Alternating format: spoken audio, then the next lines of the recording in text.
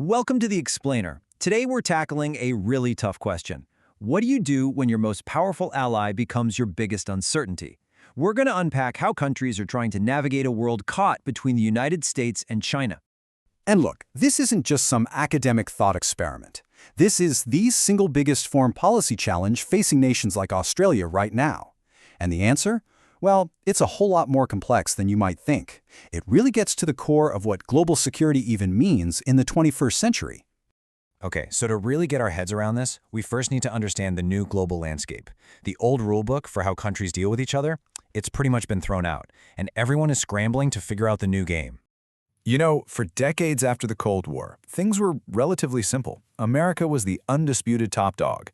But that era, what people called the unipolar moment, is over. It's gone.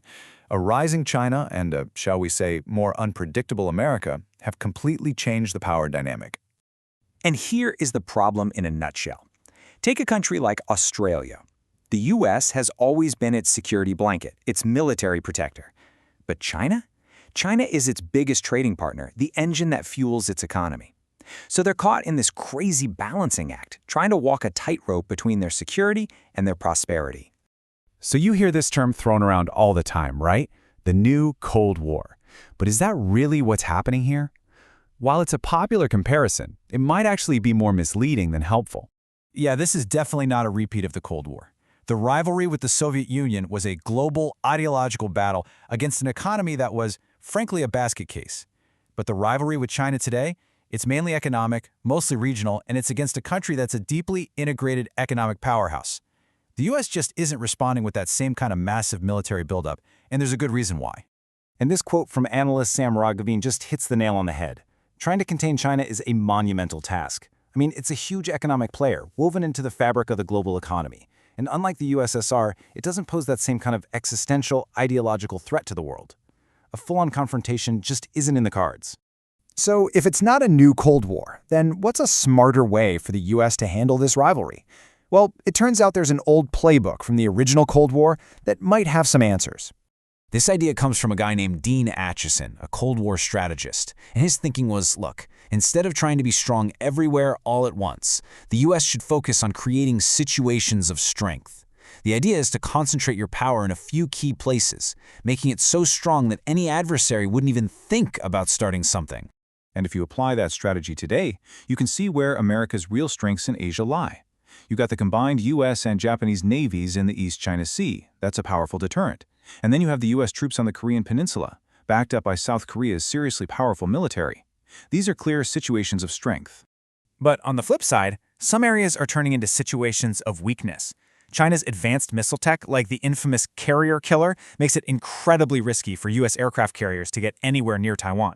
And in the South China Sea, China's built these artificial islands and turned them into military bases, basically giving them control. In these spots, geography and modern weapons are definitely on China's side. Okay, so this strategic shift brings us right to the heart of the problem for allies like Australia. They've placed this huge, high-stakes bet on American power, right? At the moment when that power is being seriously questioned. Through pacts like AUKUS, that's the security deal between Australia, the UK, and the US, Australia is tying its military much more closely to America. We're talking about hosting things like strategic bombers and nuclear-powered submarines. What this really means is that Australian bases are now, for all intents and purposes, a part of America's war planning. But here's the billion-dollar question. There are two very different ways to look at this. Is it reinforcement, a sign that America is committed to the region? Or is it actually a strategic retrenchment? Is the U.S. just moving its forces to safer, more distant bases in Australia because its closer bases, like the one in Guam, are now just too vulnerable to Chinese missiles? If that's the case, it could actually make deterrence weaker, not stronger. So at the end of the day, what does this mean?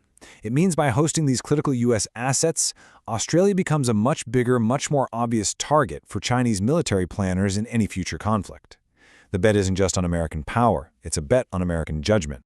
And if that wasn't risky enough, that risk gets magnified, like exponentially, by the return of a leader who sees alliances not as a strength, but as a burden.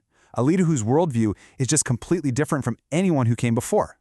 And who better to explain this than former Australian Prime Minister Malcolm Turnbull, who dealt with him directly. He describes a purely transactional worldview.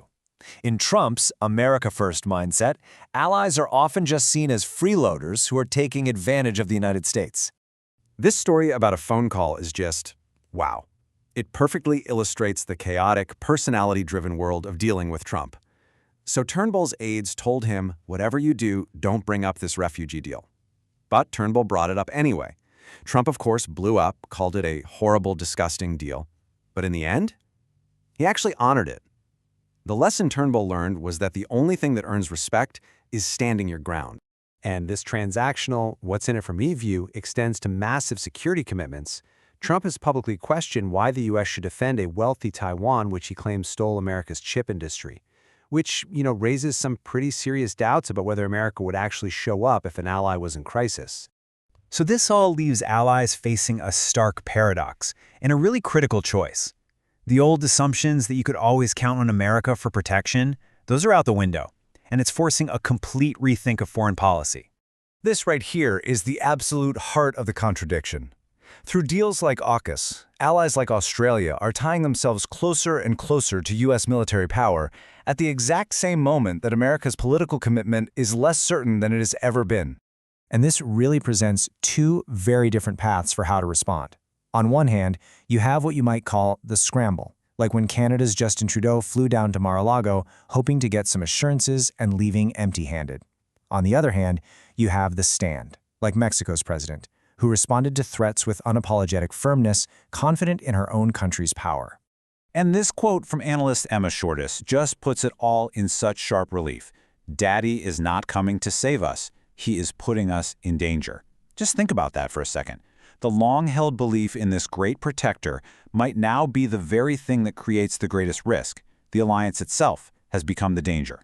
And that leaves us with this final, really provocative thought to chew on.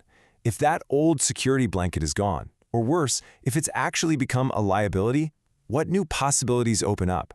What could a nation actually achieve if it decided it wasn't going to be afraid anymore and chose to act in its own best interest?